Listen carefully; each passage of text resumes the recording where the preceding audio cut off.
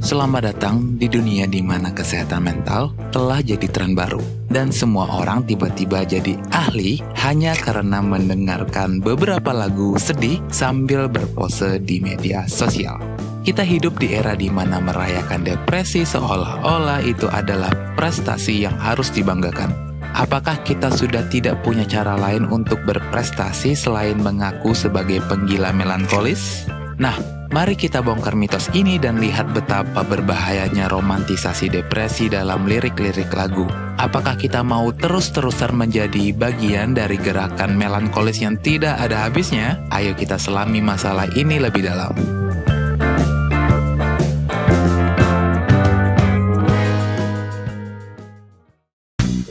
Latar belakang. Dalam beberapa tahun terakhir, perhatian terhadap kesehatan mental menjadi perbincangan hangat. Berbagai artis, terutama dari genre pop dan indie, seperti seolah-olah berjuang untuk memperebutkan gelar duta kesehatan mental. Kita disuguhkan dengan lagu-lagu tentang patah hati, kecemasan, dan semua kesedihan yang tampaknya bisa jadi inspirasi. Contoh nyata, 1-800-273-8255 oleh Logic dan Belly Ache oleh Billie Eilish, atau Jiwa yang Bersedih oleh Gia Indrawari, dan Sialnya Hidup Harus Tetap Berjalan oleh Bernadia yang berhasil menarik perhatian luas. Tapi ironisnya, itu seringkali hanya menggambarkan depresi sebagai sesuatu yang layak dirayakan. Sayangnya, di balik semua perhatian ini, kita mulai melihat tren berbahaya, romantisasi depresi. Lirik-lirik yang menggambarkan sakit hati tampak penuh makna dan puitis, tetapi mereka juga membingungkan banyak orang.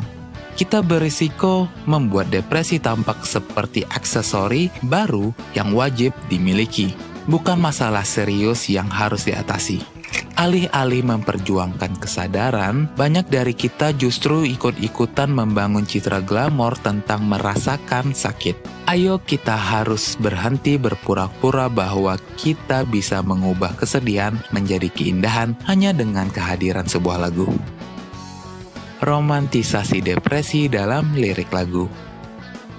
Mari kita bahas bagaimana lirik-lirik lagu seringkali menyanjung depresi. Di mana-mana, kita menemukan lirik yang menggambarkan kesedihan sebagai sesuatu yang indah. Seakan-akan bisa dibungkus dengan selimut puitis dan dijadikan barang dagangan.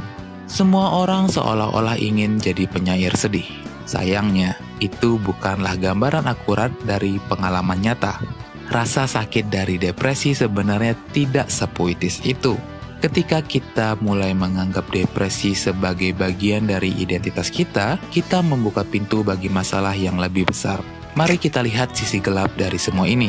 Ketika kita terjebak dalam narasi bahwa hidup yang depresif itu keren, kita menjadi terlalu nyaman dengan rasa sakit dan mengabaikan realitas bahwa banyak orang yang sebenarnya tidak menikmati perjalanan melankolis ini. Mereka yang berjuang dengan isu-isu kesehatan mental tidak merasa indah. Mereka merasa murung, terjebak, dan putus asa. Dan kita yang terjebak dalam ilusi ini malah merayakan pengalaman yang seharusnya membuat kita berjuang untuk menemukan solusi. Pengaruh media sosial dan budaya pop. Mari kita bicara tentang media sosial, tempat di mana semua orang tiba-tiba jadi ahli kesehatan mental. Di Instagram dan TikTok, kamu bisa menemukan orang-orang yang mengunggah kutipan dari lagu-lagu sedih seolah-olah itu adalah mantra sakti. Semakin banyak kita mengeluh tentang hidup, semakin banyak likes yang kita dapat. Serius, apa kita semua mau jadi korban dari lirik sedih yang bikin hidup jadi tragis? Budaya pop juga tidak kalah berperannya. Lagu-lagu dengan tema depresif seringkali menjadi viral, dan kita semua terjebak dalam siklus merayakan kesedihan. Di mana-mana, orang-orang ingin mengidentifikasi diri mereka dengan rasa sakit, seakan-akan itu adalah badge of honor.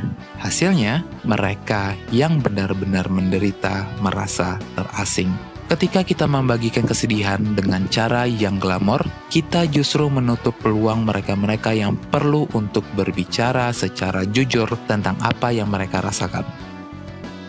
Stigma yang diciptakan oleh romantisasi. Sekarang, Mari kita lihat stigma yang terus berkembang akibat romantisasi ini.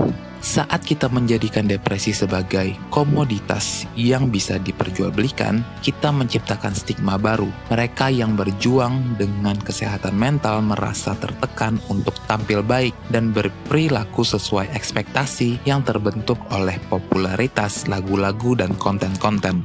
Kalau kamu seorang remaja yang berjuang dengan kecemasan, tetapi di Instagram semua orang tampak bahagia dan merayakan hidup, pasti kamu akan merasa bahwa perasaanmu tidak valid. Alih-alih mencari bantuan, kamu mungkin terpaksa menyembunyikan rasa sakitmu dan beradaptasi dengan norma-norma yang ada. Padahal, seharusnya kita semua berusaha menciptakan ruang aman di mana orang bisa berbicara tentang perjuangan mereka tanpa merasa tertekan untuk sesuai dengan citra glamor yang kita lihat di media sosial.